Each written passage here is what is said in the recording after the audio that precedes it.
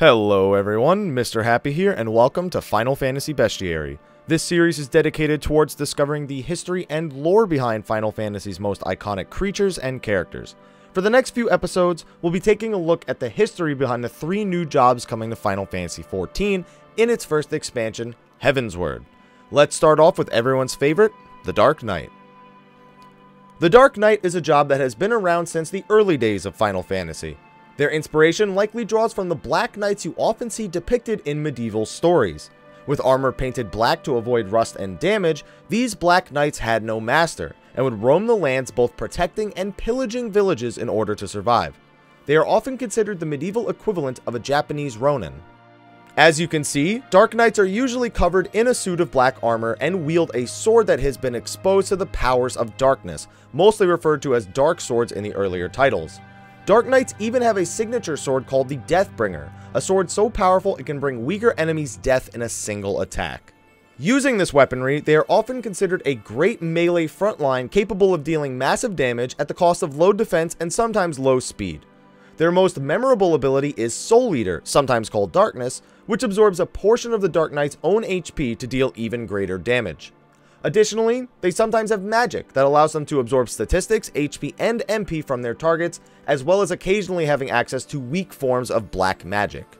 Dark Knights are also often considered the opposition to the Paladin job, which is a more defensive job that wields holy powers. However, this does not mean that the Dark Knight is evil, as it is most often seen being used by the protagonists of the series. It is, however, a risky job to master in terms of lore, since failing to control the darkness can cause a loss of sanity. The first ever appearance of a Dark Knight in the Final Fantasy series is in Final Fantasy II with Leonhardt. Although he does fight alongside the Warriors of Light later in the game, for a long stretch of time he joins the Empire as the Emperor's personal Dark Knight. He has very high strength and stamina with a decent base skill in swords, axes, and spears. His intelligence level isn't that bad, but his MP starts off really low, meaning if you want him to be a good caster, you have to raise these skills as soon as possible. His ultimate weapon is actually a spear in this game, the Longinus, so raising his spear skill is often the best option towards the end of the game. Final Fantasy III also features the ability for any of the Warriors of Light to play as the job after unlocking it from the Water Crystal. In the earlier releases of the game, it was actually called the Magic Knight, but it was so similar to Dark Knight in concept that in later releases it was renamed. While in the remake, the Dark Knight has access to the Soul Eater ability, in the NES version, they actually used white magic like a Paladin did. I suppose that's why it wasn't called the Dark Knight back then. Their stats in the original version of the game had them exhibiting unusually high agility and lower vitality, but the remakes instead match their strength and vitality while lowering their agility. But the first Dark Knight that most Final Fantasy fans think of when it comes to the series is from Final Fantasy IV, where the main protagonist, Cecil or Cecil, both have been used by Square Enix in the past, starts the game as a Dark Knight.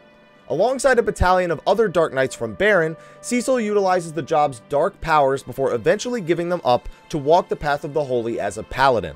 His Dark Knight is considerably weaker than the upgraded Paladin, though it still has a strong physical attack and the ability to sacrifice HP to increase his attack even more.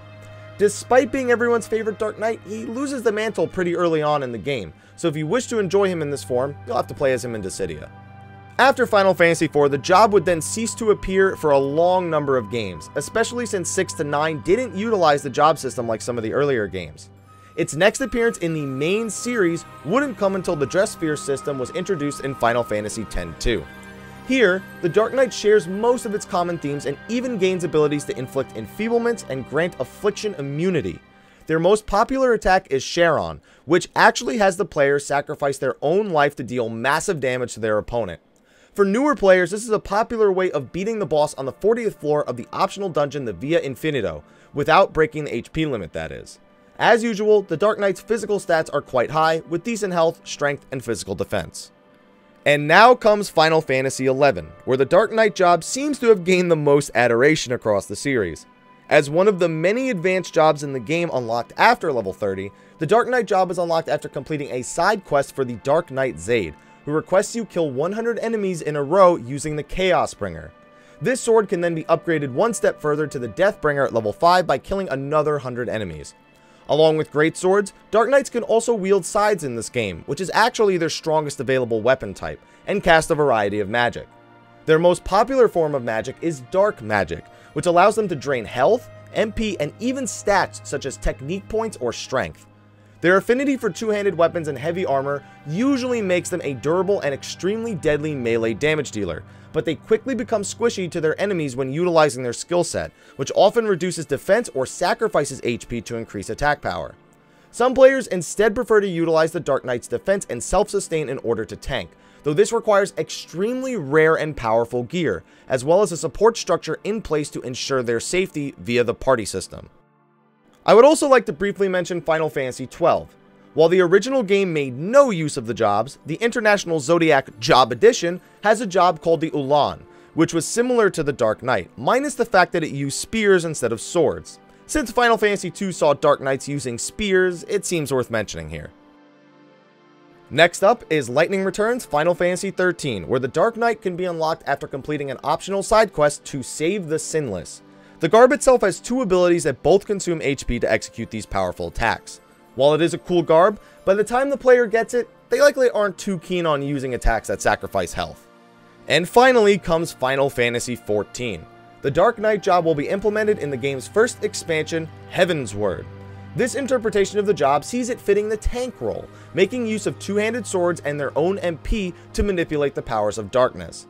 While not much is known about the job just yet, their lack of a shield implies the heavy use of abilities and parrying to mitigate oncoming damage. The use of MP to execute abilities has also currently replaced the use of HP, something that is a tradition to the Dark Knight job. Since the job is a tank, sacrificing HP seemed a bit odd to the developers, so it's been left as a tentative feature according to the producer and director, Yoshi P. Sometime before or after launch, abilities with HP costs may be implemented. Now, of course, while there was that large stint of job usage in the middle of the Final Fantasy series, the numbered part at least, the non-numbered titles used it in excess. Tactics, Tactics Advance, Crystal Chronicles, 4 Heroes of Light, Bravely Default, and plenty more games made use of the Dark Knight job, but we'll be here all day if I try to get through all of those. So anyway, thank you for watching Final Fantasy Bestiary. Be sure to like, favorite, subscribe, and share, and check out the rest of my Bestiary series on my YouTube channel as well. But anyway, thank you for watching, and I'll see you guys next time. Until then, take care.